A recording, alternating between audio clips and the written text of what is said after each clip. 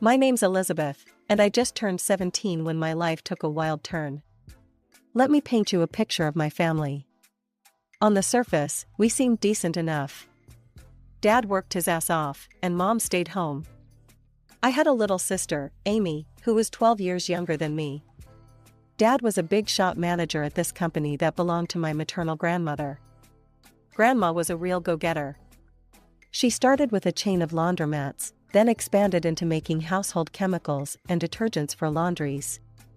When she decided to retire, she offered the business to Mom. But she wasn't interested. So Dad stepped up and took over the company. That's when things started to get complicated. I remember the day it all went to shit. I was in my room, trying to focus on homework, when I heard Mom screaming at Dad downstairs. "You're nothing but a loser, John. This is my house, my family's business. You should be grateful I even let you run it." Things got worse over the next few weeks. Mom and Dad barely spoke to each other, and when they did, it usually ended in a shouting match. I tried to keep Amy distracted, but even at 5, she knew something was wrong. Then came the day that changed everything. I came home from school to find Dad in the living room, a suitcase at his feet. "Dad?" My voice cracked. "What's going on?" He walked over to me, pulling me into a tight hug. "I'm sorry, sweetheart. I can't stay here anymore. It's not good for anyone." I felt like I couldn't breathe. But what about Amy? What about me? Dad pulled back, his eyes shiny with unshed tears. "I love you both so much. Never forget that. But sometimes love isn't enough." He kissed my forehead, then walked over to Amy, who was watching us with wide, confused eyes. He knelt down, hugging her tightly. "Be good for your big sister, okay, pumpkin?" And just like that, he was gone. The door closed behind him with a finality that left me feeling hollow. Mom came home an hour later. When I told her Dad had left, she didn't seem surprised. She just nodded, like she'd been expecting it. "Good riddance," she muttered. "Mom, I couldn't believe what I was hearing." "How can you say that?" She turned to me, her eyes hard. "Your father cheated on me, Elizabeth. Multiple times. I couldn't take it anymore." That night, as I lay in bed, I could hear Mom on the phone in her room. She was laughing, sounding happier than I'd heard her in months. I wondered who she was talking to, but I was too exhausted to care. Just when I thought things couldn't get any more complicated after Dad left, Mom dropped another bombshell on us. "Girls," she announced one morning over breakfast, "I have some news. I'm getting married." I nearly choked on my cereal. "What? Mom, Dad's only been gone for 2 months." She waved her hand dismissively. "Sometimes, true love comes unexpectedly, Elizabeth. You'll understand when you're older." Robert moved in a week later. He was, okay, I guess. Tall, good-looking in that generic way that makes people say, "Oh, he seems nice." But something about him rubbed me the wrong way from the start. He made an effort with Amy, playing games with her and helping her with her homework. But with me? It was like I barely existed. Meanwhile, changes were happening at the company too. Mom had taken over after Dad left, and she brought Robert in to work with her. They seemed to make a good team, always huddled together, discussing business strategies. I tried to focus on my own life, school, friends, the usual teenage stuff. But it was hard to ignore the nagging feeling that I was becoming invisible in my own family. Things came to a head when Mom and Robert announced they were opening a new branch of the company in another city. "We're moving," Mom told me one evening. "It's a great opportunity for the business. As for you, Robert and I have been talking, and we think it might be best if you stay here." I couldn't believe what I was hearing. "Stay here? Without you?" "It's just that the new house won't have much space," she explained hurriedly. "And you're almost done with school. It wouldn't make sense to transfer now, right before your exams." I felt like I'd been punched in the gut. "So where am I supposed to live? On the street?" Don't be dramatic, Elizabeth, Mom scolded. You'll stay with your grandmother. She's already agreed to it. I stormed off to my room, slamming the door behind me. As I lay on my bed, hot tears of anger and hurt streaming down my face, I couldn't help but wonder, when did I become such an inconvenience to my own mother? The next few weeks were a blur of packing boxes and tearful goodbyes, not from me, but from Amy, who didn't want to leave her friends. I helped her pack, trying to put on a brave face for her sake. Will you come visit us, Lizzie? She asked, her big brown eyes full of tears. I hugged her tightly. Of course I will, squirt. You can't get rid of me that easily. The day they left, I stood on the porch with Grandma, watching as the moving van pulled away. Mom gave me a quick hug, Robert nodded awkwardly, and then they were gone, taking Amy with them. Living with Grandma wasn't as bad as I'd feared.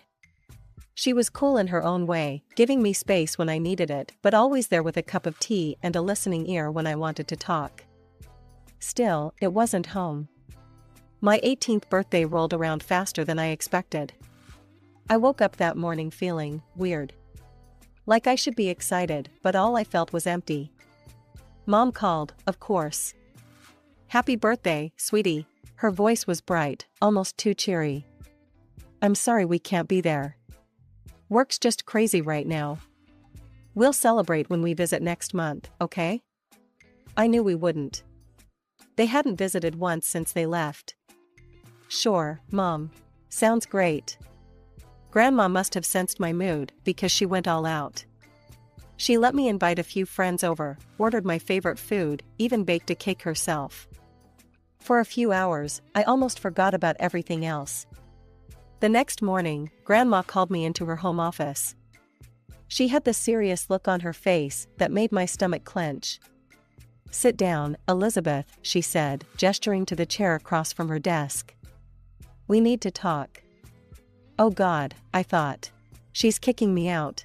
Where am I gonna go? But then she smiled, reached into her desk drawer, and pulled out a small folder.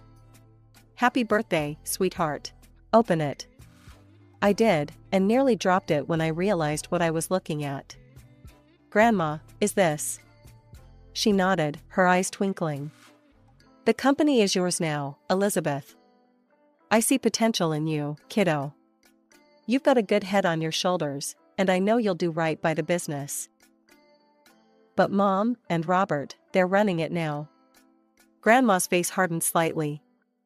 They're running a branch. The main company, the heart of it all, that's yours now. I sat there, stunned. Me, barely 18, owner of a multi-million-dollar company? It felt like a dream. Or a nightmare. I don't know what to say. Grandma reached across the desk, squeezing my hand. You don't have to say anything. Just promise me you'll give it your all. I nodded, still in shock. I will. I promise. She sat back, satisfied. Good. Now, I've got one more piece of advice for you, and I want you to listen carefully. I leaned in, hanging on her every word. Call your father. There's more to that story than you know. Talk to him. Take him on as a consultant if you want. But hear him out. It took me a week to work up the courage to call Dad. We agreed to meet at a small cafe downtown.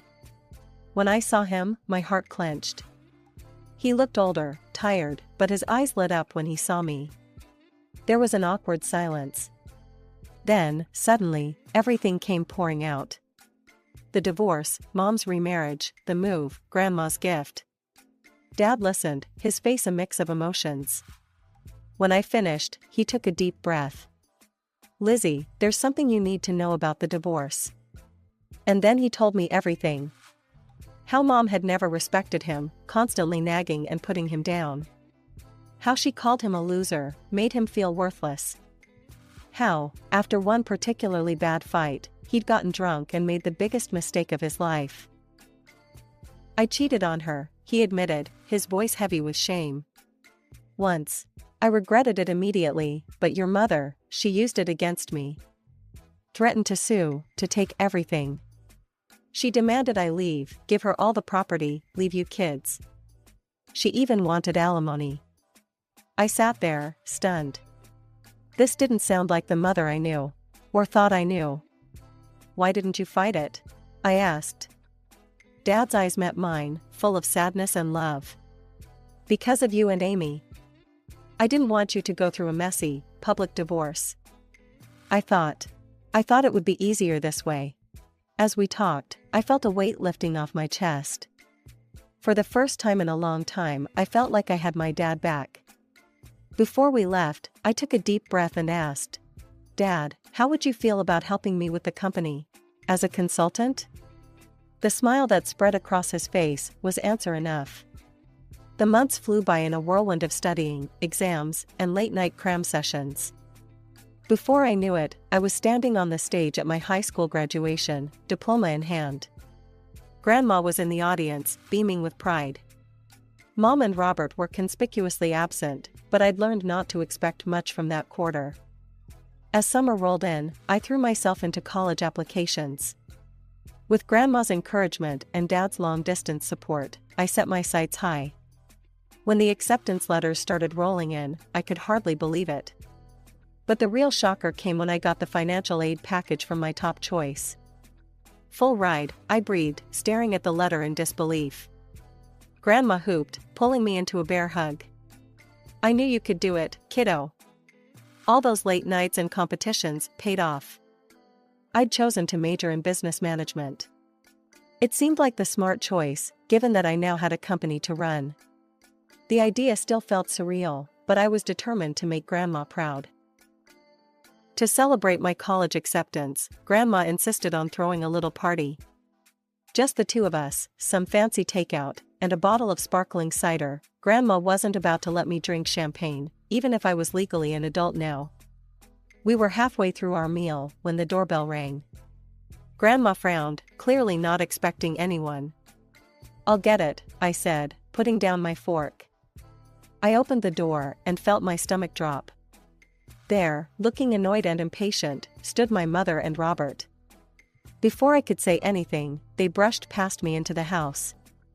Mom didn't bother with pleasantries. Mother, we need to talk about the company. Now. I watched, stunned, as Mom launched into a tirade. She didn't even glance my way, didn't ask about graduation or college.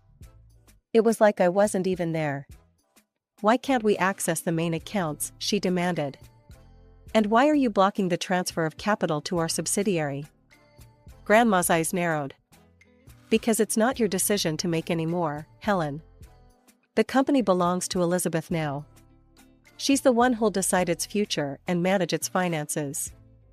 The room went dead silent. The tension in the room was palpable after Grandma's revelation about the company. I watched as a series of emotions flashed across Mom's face, shock, anger, and then, calculation. Suddenly, her entire demeanor changed. Elizabeth, sweetheart, she said, her voice soft and sickly sweet. I've missed you so much. Why don't you come live with us? I blinked, caught off guard by this sudden change. Mom stepped closer, reaching out as if to touch my arm. I instinctively stepped back. We've settled in so nicely in the new city. We have a beautiful house, and there's a room just for you. We could set up a desk, get you a new computer for your studies and work. No, Mom, I said, my voice steady. I'm happy here. I have my friends, my school. And Grandma needs me. Mom's smile faltered for a second before she rallied. Well, if that's the issue, we could always move back here. We could live in our old house, just like before. Wouldn't that be nice? I shook my head. It's not about the house, Mom. It's everything. I saw the anger building in her eyes, barely contained. Before she could speak, I decided to ask the question that had been burning inside me for months. Mom, why did you really divorce Dad? She stiffened, caught off guard. Well, your father, he cheated on me. Multiple times. I was tired of it. He abandoned us for his mistress, didn't even pay alimony. That's not true, I said. Dad told me everything. There was only one time, and it was because of how you treated him. He didn't abandon us, you kicked him out. And he's been paying alimony regularly. Mom's face contorted with rage. How dare you? You ungrateful little brat. You have no right to meddle in my personal life. Everything here belongs to me, and I decide who lives where. Grandma, who had been quietly watching this exchange, finally stepped forward.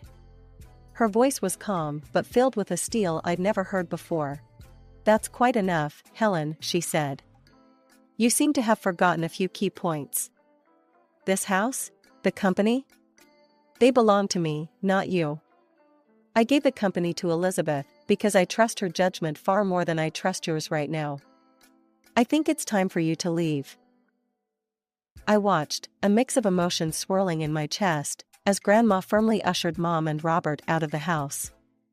The door closed behind them with a final sounding click. As we stood there, I felt a strange mix of sadness and relief wash over me. I'd lost something today, the last illusions I had about my mother. But I'd gained something too. A certainty about my path forward, and the knowledge that I wasn't alone on it. What now? I asked, my voice muffled against Grandma's shoulder. She pulled back, giving me a small smile. Now we get back to celebrating your college acceptance. And tomorrow, we start planning for your future, your real future, not the one your mother tried to force on you. The morning after the confrontation with Mom and Robert, I woke up to the sound of voices downstairs. Curious, I crept down the stairs and peeked into the living room. To my surprise, I saw Dad sitting on the couch, deep in conversation with Grandma. As I sat down next to them, Grandma explained why she'd called Dad over. I've been thinking about Amy, she said. Your mother, well, I'm not sure she's in the best position to care for her right now. I've suggested that your father seek custody of Amy. I felt a surge of hope. Really? Dad, are you going to do it? He ran a hand through his hair, looking both nervous and determined. Yeah, I am. It won't be easy, but Amy deserves better than what she's getting right now. I couldn't help it, I threw my arms around him. Thank you, Dad. As we pulled apart, Grandma cleared her throat. There's more, she said. I've hired a private investigator to look into your mother and Robert's affairs. Over the next few weeks, life fell into a strange new rhythm. I started my college classes, throwing myself into my studies with a determination I'd never felt before. Dad came over regularly, and we worked on rebuilding our relationship. It felt good, having him back in my life. Then, about 3 weeks after that morning conversation, Grandma called us both over. Her face was grave as we sat down. The investigator's report came in, she said without preamble. And, well, it's worse than we thought. She laid out the facts, each one hitting like a punch to the gut. Mom had been cheating on Dad for years, long before the divorce. Her affair with Robert had started while she was still married to Dad. There were hotel receipts, records of expensive gifts, all painting a damning picture. But that wasn't even the worst of it. Robert is a con man, Grandma said, her voice hard. He's done this before, seducing wealthy women, convincing them to move assets around, and then disappearing with the money. I felt sick. So when they wanted to move the company's capital? Grandma nodded. Exactly. He was planning to steal it all and run. We sat in silence for a moment, each lost in our own thoughts. Finally, Grandma said that we needed to confront Mom with the truth. The meeting was set for the next day. Mom arrived at Grandma's house looking annoyed and impatient. Her expression changed to one of surprise when she saw Dad there too. What followed was one of the most painful conversations I've ever been part of. Grandma laid out all the evidence, the affair, Robert's history of fraud, his plans to steal from the company. With each revelation, I watched my mother's face, hoping to see some sign of remorse or understanding. Instead, all I saw was denial. This is ridiculous, Mom sputtered. Robert loves me. He would never.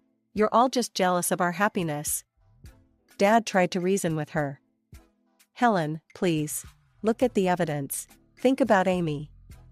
Is this really the kind of man you want around our daughter? But Mom wouldn't hear it. She stood up, her face flushed with anger. I don't have to listen to this. Robert is a good man, and I trust him completely. You're all just trying to ruin my life. With that, she stormed out, slamming the door behind her. As we sat there, I realized something. This wasn't the end. It was just the beginning of what was sure to be a long, difficult battle. But looking at Dad and Grandma, I knew I wasn't facing it alone.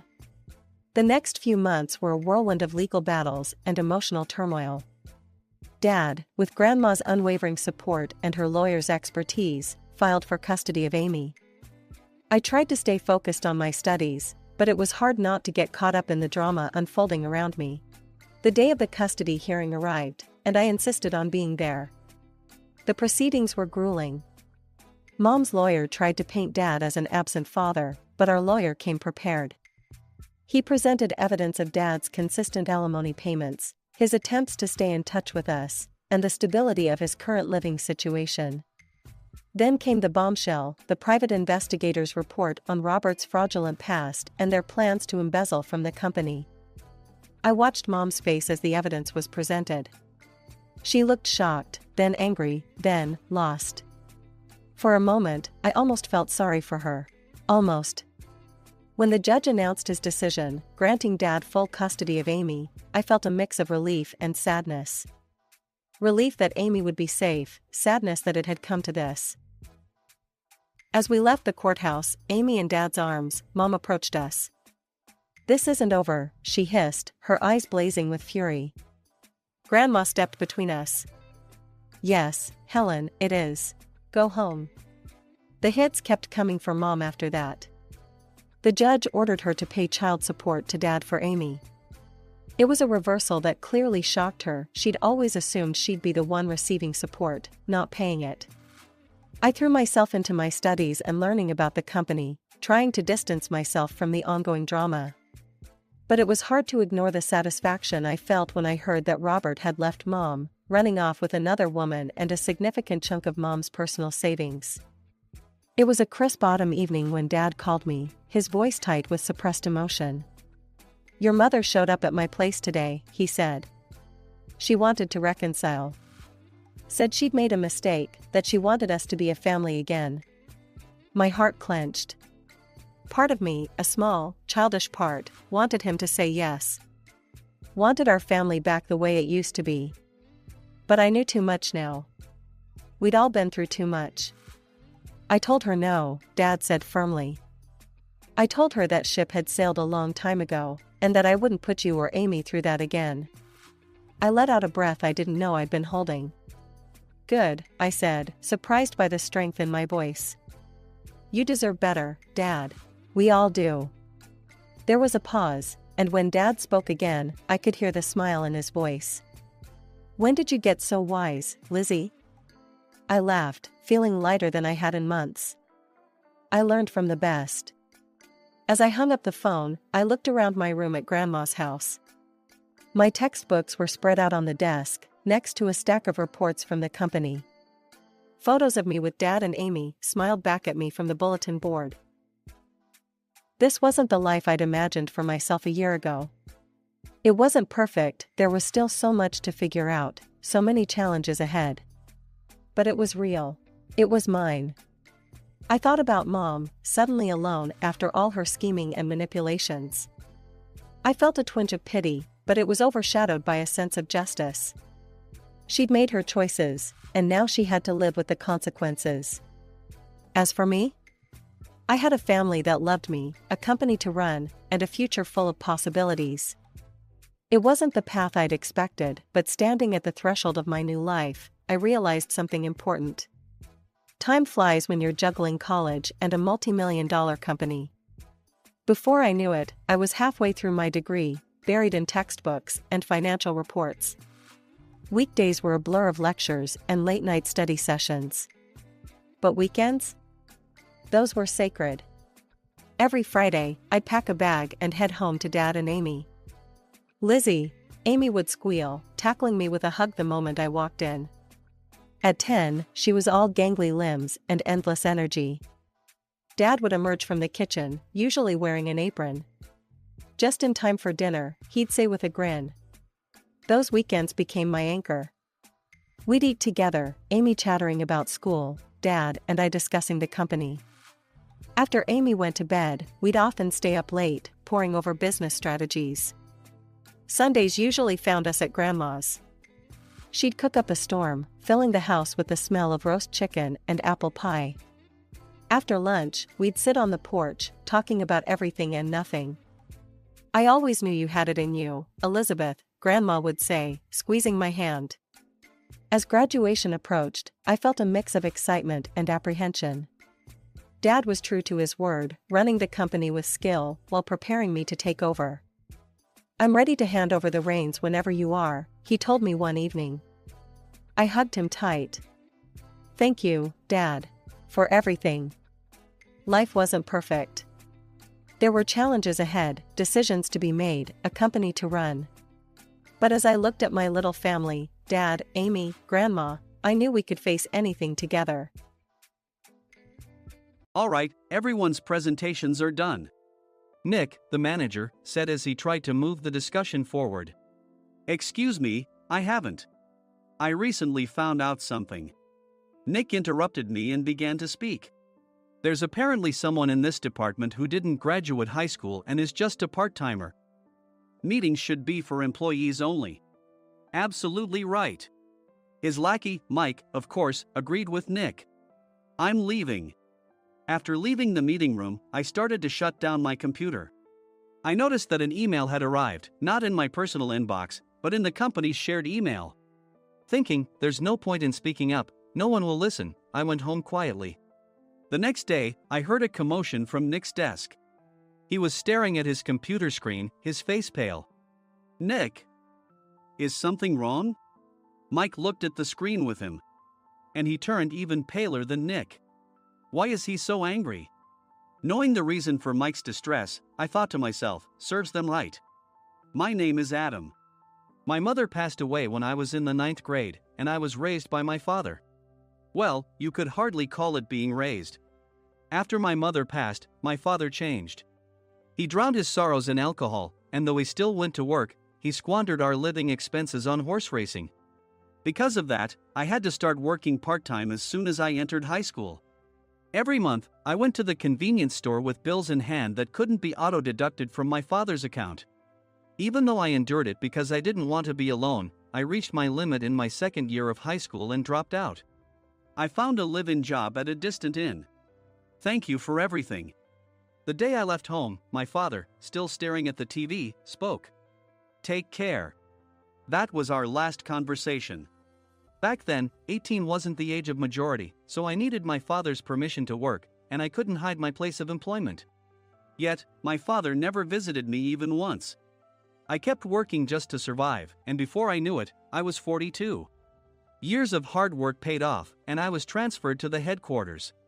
I was thrilled to be recognized by the company, as I thought I'd be working in the field until retirement due to my lack of formal education. Listen up. Our work can change the future of our employees. Don't drag us down. On my first day after the transfer, Nick, dressed in an expensive suit, spoke sternly. There was a reason for this.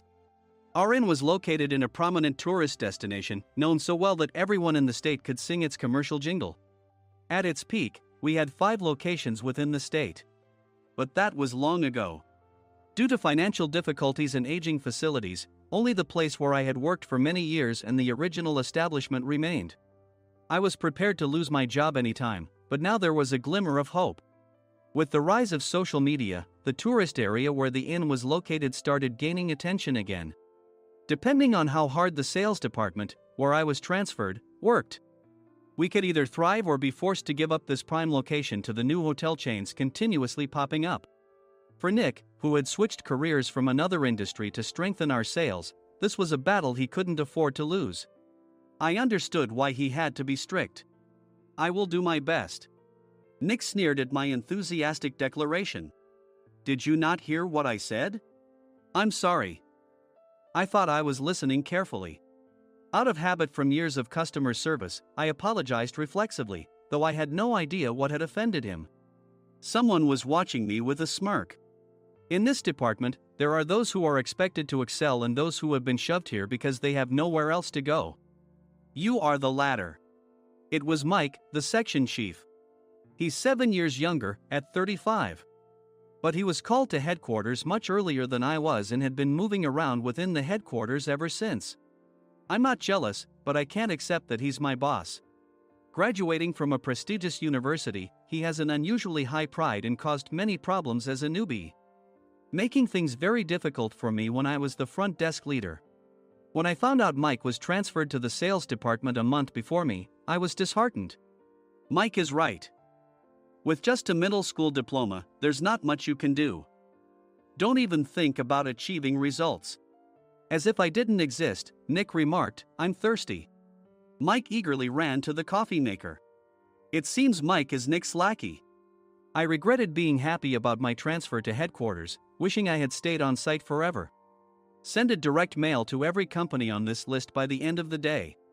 Nick only assigned me tasks that even a new graduate could handle. What? There are over 1,000 companies. You want me to send to all of them by today? Yes, if you and your fellow misfits split the work, even those with nowhere else to go should finish by today. I glanced at the employees typing away expressionlessly. They were worn out from customer service, only thinking about leaving on time, or were women reassigned after having children, with zero motivation for work. Even Sam, a new graduate from the same university as Mike, who was supposed to be among the expected achievers, had no enthusiasm for the job, having joined the company wanting to do customer service. I don't care what they say, I plan to quit anytime, he said. Only Nick and Mike were highly motivated, making all the decisions between the two of them. I originally only wanted to work at the inn to survive and had no particular attachment to this job. I swallowed my words, thinking I had no right to reprimand them. About a month after the transfer, Nick told us with a frustrated look. To commemorate the 50th anniversary, we've decided to create a plan exclusive for one group per day. Originally, Mike and I were supposed to come up with it, but our president, Mr. Thompson, insists on hearing everyone's opinions. So, you all get a chance. As Nick explained, Mike began handing out prints. Make sure not to embarrass Nick. If your ideas are half-baked, you'll have to redo them. It seemed that they had printed his handwritten notes by Mr. Thompson, which included several questions and a section for free responses. It made sense why Nick had to seek our input, given that all responses had to be submitted to Mr. Thompson. We were given a week to think about it, and a meeting was scheduled to compile our ideas. My plan is to let guests enjoy both the old and modern America. Nick began the presentations. Guests would watch a master confectioner at a nearby traditional sweet shop make sweets in front of them. The welcome drink would be premium tea in a bottle. Nick's plan was certainly attractive. After his presentation, Nick called on us to present in the order we were seated. Just as I stood up for my turn. All right, everyone's presentations are done. Excuse me, I haven't. I recently found out something. Nick interrupted me. There's someone in this department who didn't graduate high school and is just a part-timer.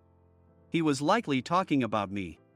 I joined the company as a part-timer and was made a full-time employee when I turned 20. That was 20 years ago, so Nick and Mike probably had no chance to know until recently. Meetings should be for employees only. Absolutely right. After that, Nick kept creating opportunities to solicit everyone's opinions, purposefully excluding me from speaking. The meeting unexpectedly heated up and went past the scheduled end time. A few people asked to leave, and the discussion continued with the remaining few. Still here? Normally, you'd leave in that situation. Though I had no attachment to the job initially, hearing kind words from customers made me want to make them happier. For someone like me, with nowhere to go, the inn was my home and customer service was my life. I felt pathetic about my current self. I'm leaving. I left the conference room and started shutting down my computer. I noticed an email had arrived, not in my personal inbox, but in the company's shared email. Thinking no one would listen to what I had to say anyway, I quietly went home. The next day, while preparing the DM as instructed, I heard a commotion from Nick's desk. In his haste to stand up, he hit his knee on the desk. He stared at his computer screen, his face pale. "Nick! What's wrong?" Mike, thinking he should be the first to rush over, approached Nick while still wearing his coat. He peered at the screen with Nick. And he turned even paler than Nick. Why is he so angry? Who is responsible for this company? Nick, more irritated than ever, asked, and Mike answered without checking. Probably Sam. Sam wasn't there because he was attending a morning training session for new hires. Nick gave up on getting angry and returned his gaze to the screen. They were looking at an email that arrived right after the end of the working day yesterday. Apparently, no one, including me, had checked it before leaving. The email was from a large company that used us for their annual employee trips. The president and executives of that company also frequently used our services personally. President of the company, Mr. Mason himself, had declared that neither he nor his company would ever use our services again. Well, some companies cancel their employee trips or stop using our services due to financial struggles. Let's just move on. Mike kept wiping the sweat from his forehead with a handkerchief. Knowing why Mike was so agitated, I quietly watched their interaction. Do you know how much revenue we get from that company? We can find other guests to fill the rooms, but we'll lose the banquet costs, gift shop revenue, rental car fees, and more. Moreover, the gifts were supposed to be prepared by the traditional confectionery shop involved in Nick's proposed plan. If it's known that we incurred such a huge loss at this critical time, Nick's position in the company would be jeopardized. Nick took a deep breath, seemingly trying to calm himself. All right, Mike. Go to New York right now and apologize to Mr. Mason. What? You're coming with me, right? I have urgent work to do. I trust you, which is why I'm entrusting this to you. Please. Mike, believing Nick's sincerity, agreed with a determined look on his face, saying, yes. That's Nick for you. Even if Mike went to apologize, Nick would shift all the blame onto him if the client didn't change their mind. Well, it was Mike's fault to begin with, so it served him right. About 3 hours later, Sam answered a call from somewhere and repeatedly apologized, saying, I'm very sorry. Everyone watched to see what was happening. After ending the call, he informed Nick with a weary tone. When Mike arrived at the client's company, he only made things worse, further infuriating Mr. Mason. He was demanding, get his boss here immediately. It was no wonder Sam was exhausted, dealing with such a call right after returning from training. What is that idiot doing? All right, Adam, you're coming with me. If sacrificing Mike didn't work, then I must be next. Normally, I'd want to refuse at all costs, but I saw an opportunity in this situation. If I can be of assistance, I'd be happy to join you. I immediately followed Nick, and we flew to New York. When we introduced ourselves at the reception, it became clear how serious the situation was. As the receptionist personally escorted us to the president's office. Angry voices leaked through the door, making both Nick and me uneasy. Excuse me. I'm Nick, the supervisor. I understand my subordinate has caused you trouble, and I deeply apologize. Nick, with his experience in the corporate world, knew enough to offer an apology before excuses. However, his customer service skills left much to be desired. I sighed as I saw Mike trembling like a small dog in the corner of the room. What kind of training are you giving your subordinates? Mr. Mason glared at Nick with a red face. The intensity of his gaze made even Nick take a step back. Regrettably, I joined this company only 2 years ago and was unaware of Mike's issues. I should have identified his shortcomings sooner. Indeed. I should have realized sooner. No sensible person would come to apologize and then give a lengthy presentation on the drawbacks of not using their in. Nick froze, his mouth slightly open. Suspecting the worst, I picked up the documents that had fallen to the floor. It seemed Mike hastily prepared these documents on the plane, listing the disadvantages. Disadvantage 1, if you change the venue for the company trip, employees might suspect it's for cost-cutting reasons, leading to a negative impression. Reading it aloud half-jokingly, Nick snatched the papers from my hand and checked the contents with a furious expression. Among the stack of documents was a receipt from a nearby convenience store's copy machine. I felt a pang of dread, hoping he hadn't shown the receipt as well. What do you think he said when I asked what kind of nerve he had to do this? I'm very sorry. Faced with the dire situation, Nick must have thought there was nothing left to do but apologize. In a voice smaller than I'd ever heard from him, he uttered words of apology. He said, "I'm a Harvard graduate. I don't believe I said anything wrong." Mike! What have you done? Forgetting his plan to pin the blame on Mike, Nick yelled loudly, even in front of Mr. Mason. "I didn't do anything wrong." "You're still saying that? Look at him." Mike pointed at me with a shaking hand. "I was assigned to headquarters in my 20s and now I'm a section chief. This guy only made it to headquarters at 42. Everything I've done proves I was right. So why are we losing the contract?" Having said his piece, Mike collapsed to the floor. "Of course. You were sent there because you had nowhere else to go." Mike never expected to hear such words from someone he looked down upon. He lunged at me, and Nick hurriedly stepped in to stop him. "Mr. Thompson told me Mike is a quick thinker, and to take good care of him." There's no way he was pushed aside. "Don't make things worse here. He didn't say quick thinker, he said only quick-witted, didn't he?" I don't remember that part." I recalled the many troubles Mike caused when he was a newbie. When Mike was on the front line, his pride was so high that he never apologized to customers. Customer service, especially in our job, doesn't work alone. It brings both good and bad situations. If the front staff or housekeepers made mistakes, or the cleaning company didn't properly clean a room, one had to apologize to the customers regardless of personal fault. Mike, in such situations, would never apologize, insisting he wasn't at fault. This often angered customers, and as the front desk leader, I frequently had to apologize on his behalf. He caused complaints and disrupted operations, which is why he was quickly moved to headquarters. In departments where he didn't interact directly with customers, his quick thinking was beneficial and things went well. But it seemed his flaws were starting to show. Corporate reservations are supposed to be entered into the system by the sales representative. But a quick check yesterday revealed that more than 10 items were missing from the client's reservation.